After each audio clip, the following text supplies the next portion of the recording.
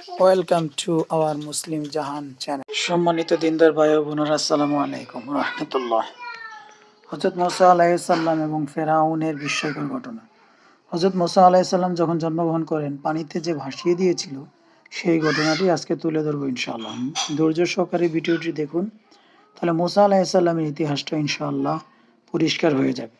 সুদ্দি ও মুররা প্রমুখ হযরত আব্দুল্লাহ ইবনে আব্বাস ও আব্দুল্লাহ ইবনে মাসুদ রাদিয়াল্লাহু আনহু এবং বহু সংখ্যক সাহাবী থেকে বর্ণনা করেন যে ফেরাউন একদা স্বপ্নে দেখলেন যে বাইতুল মুকাদ্দাসের দিক হতে একটি আগুন এসে মিশরের ঘরবাড়ি ও মূল অধিবাসী কিপ্তিদের জ্বালিয়ে দিচ্ছে, অথচ অভিবাসী বনু ইসরায়েলদের কিছুই হচ্ছে না। ভীত শঙ্কিত হয়ে তিনি ঘুম থেকে জেগে উঠলেন। অতঃপর দেশের বড় বড় জ্যোতিষী ও জাদুকরদের সমবেত করলেন এবং তাদের সম্মুখে স্বপ্নের বৃত্তান্ত বর্ণনা দিলেন ও এর ব্যাখ্যা জানতে চাইলেন। জ্যোতিষীগণ বলল যে অতি সত্বর বনু ইসরায়েলের ভিতরে একটি পুত্র সন্তান জন্মগ্রহণ করবে, যার হাতে মিশরীয়দের ধ্বংস নেমে আসবে। মিশরীয় সম্রাট ফেরাউন জ্যোতিষীদের মাধ্যমে যখন জানতে পারলেন যে অতি সত্বর বনি ইসরায়েলে এমন এক পুত্র সন্তান জন্মগ্রহণ করবে যে তার সাম্রাজ্যের পতন ঘটাবে, তখন উক্ত সন্তানের জন্ম রোধে কৌশল হিসেবে ফেরাউন বনু ইসরায়েলের ঘরে ঘরে নবজাতক সকল পুত্র সন্তানকে ব্যাপক হারে হত্যার নির্দেশ দিল। উদ্দেশ্য ছিল এইভাবে হত্যা করতে করতে থাকলে বনু ইসরায়েলের ভিতরে যুবক শূন্য হয়ে পড়বে, বৃদ্ধরা বেঁচে থাকলেও মহিলারা কৃতদাস হিসেবে পরিণত হবে। অথচ মিশরবাসীদের মধ্যে বনি ইসরায়েল ছিল শাসক শ্রেণী উচ্চ মর্যাদা সম্পন্ন।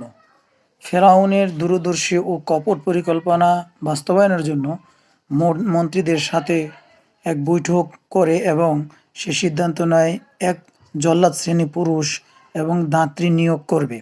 দাত্রীরা বনি ইসরায়েলের ঘরে ঘরে গিয়ে এই তল্লাশি করে এবং তালাশ করে এবং তালিকা করে যে কার কার সন্তান হবে। যখনই সন্তান ভূমিষ্ঠ হওয়ার সময় আসে তখন ওই দাত্রীগুলো এখানে গিয়ে পুষত, দেখতো ছেলে না মেয়ে হয়েছে। যদি ছেলে হতো তাহলে জল্লাদদেরকে ডাকতো। জল্লাদরা এসে মায়ের সামনেই পুত্র সন্তানকে জবাই করে ফেলতো এবং তারা চলে যেত, যার কারণে বনি ইসরায়েলের ঘরে ঘরে কান্নার রুল পড়ে যেত। ইবনে কাসির এবং একাধিক মুফাসসিরিন বলেন, শাসক দল কিপ্তিরা ফেরাউনের কাছে গিয়ে অভিযোগ করল যে এভাবে পুত্র সন্তান হত্যা করায় বনি ইসরায়েলে কর্মজীবী ও শ্রমিক শ্রেণী ঘাটতি হচ্ছে, তাতে তাদের কর্মী সংকট দেখা দিয়েছে। তখন ফেরাউন 1 বছর অন্তত পুত্র সন্তান হত্যার নির্দেশ বন্ধ করে। এতে বাদ পড়া বছরেই হযরত হারুন আলাইহিসসালামের জন্ম হয়। যখন আবার পুত্র সন্তান হত্যা করার নির্দেশিত বছর আসে, তখন হযরত মুসা আলাইহিসসালাম দুনিয়াতে আসেন, জন্মগ্রহণ করেন। মুসা আলাইহিসসালামের জন্মের পর তার বাবা মা অত্যন্ত চিন্তিত হয়ে পড়ে নবজাতকের জীবন নিয়ে। এমত অবস্থায় মহান আল্লাহ তাআলা মুসা আলাইহিসসালামের মায়ের অন্তরে ইলহাম করেন।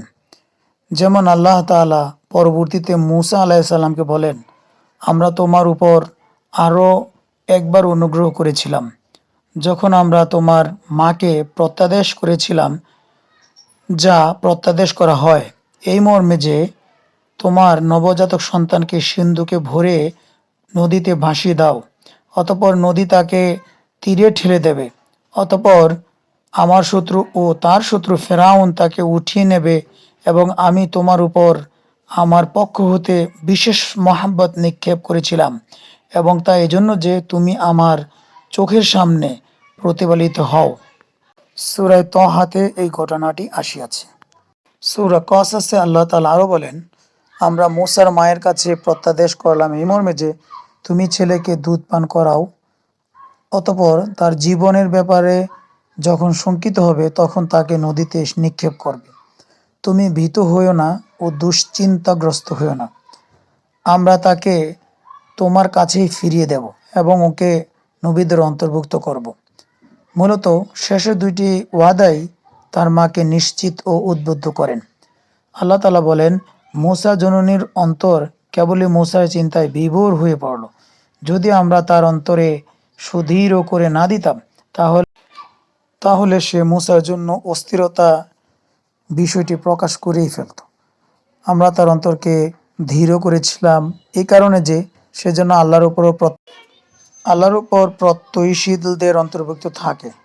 ফেরাউনের সৈন্যদের হাতে সন্তান নিহত হওয়া নিশ্চিত সম্ভাবনা দেখা দিলে আল্লাহ তাআলার প্রত্যাদেশ অনুযায়ী পিতামাতা প্রাণের প্রিয় সন্তানকে সিন্ধুকে ভরে বাড়ির পাশে নদীর তীরে ভাসিয়ে দিলেন। অতঃপর স্রোতের সাথে সাথে সিন্ধুকটি এগিয়ে চলল। ওদিকে মূসা আলাইসাল্লামের বড় বোন তার মায়ের হুকুমে সিন্ধুকটিকে অনুসরণ করে নদীর কিনারা দিয়ে চলতে লাগলো। একসময় তা ফেরাউনের প্রাসাদের ঘাটে এসে ভিড়ল। ফেরাউনের পূর্ণবতী স্ত্রী আসিয়া বিনতে মুজাহিম ফুটফুটে সুন্দর বাচ্চাটিকে দেখে অভিভূত হয়ে পড়লেন। ফেরাউন তাকে বনু ইসরায়েল সন্তান ভেবে হত্যা করতে চাইল, কিন্তু সন্তানহীনা স্ত্রী অপত্য স্নেহের কারণে তা সম্ভব হয়নি। অবশেষে ফেরাউন নিজে তার প্রতি আকৃষ্ট হয়ে পড়েন, কারণ আল্লাহ মূসা আলাইসাল্লামের চেহারার মধ্যে বিশেষ একটি মায়াময় কমনীয়তা দান করেছিলেন, যাকে দেখলে মায়া পড়ে যেত। ফেরাউনের পাষাণ হৃদয় গলাতে এতটুকুই যথেষ্ট ছিল। বস্তুত এটাও ছিল আল্লাহর মহাপরিকল্পনারই অংশবিশেষ। ফুটফুটে শিশুকে দেখে ফেরাউনের স্ত্রী তার স্বামীকে বললেন, এই শিশু আমার ও তোমার নয়নমণি, একে হত্যা করো না। এ আমাদের উপকারে আসতে পারে, অথবা আমরা তাকে পুত্র করে নিতে পারি। আল্লাহ বলেন, অথচ তারা আমার কৌশল বুঝতে পারল না। মূসা এখনই ফেরাউনের স্ত্রীর কোলে পুত্র স্নেহ পেতে শুরু করলেন। অতঃপর বাচ্চাকে দুধ খাওয়ানোর জন্য রানীর নির্দেশে বাজারে বহু ধাত্রীর কাছে নিয়ে যাওয়া হলো, কিন্তু মূসা কারুই বুকের দুধ পান করল না। আল্লাহ বলেন, আমার পূর্ব থেকেই অন্যের দুধ খাওয়া থেকে মূসাকে বিরত রেখেছিলাম। এমন সময় অপেক্ষারত মূসার ভগিনী বলল, আমি কি আপনাদেরকে এমন এক পরিবারের খবর দিব যারা আপনাদের এ শিশুপুত্রের লালন পালন করবে এবং তারা এর শুভাকাঙ্ক্ষী। রানীর সম্মতিক্রমে মূসাকে প্রস্তাবিত দাতৃগৃহে প্রেরণ করা হলো। মূসা খুশি মনে মায়ের দুধ পান করলেন। অতঃপর মায়ের কাছে রাজকীয় ভাতা ও উপকৌঠন প্রেরিত হতে লাগলো। এভাবে আল্লাহ তাআলা অনুগ্রহ মূসা তার মায়ের কোলে ফিরে এলেন। এভাবে একদিকে পুত্র হত্যার ভয়ঙ্কর আতঙ্ক হতে মা বাবা মুক্তি পেলেন ও নদীতে ভাসিয়ে দেওয়া সন্তানকে পুনরায় বুকে ফিরে পেলেন। তাদের হৃদয় শীতল হলো।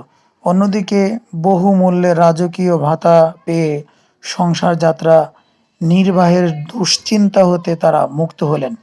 সাথে সাথে সম্রাট নিয়োজিত ধাত্রী হিসেবে ও সম্রাট পরিবারের সাথে বিশেষ সম্পর্ক সৃষ্টি হওয়ার ফলে তাদের পরিবারের সামাজিক মর্যাদাও বৃদ্ধি পেল।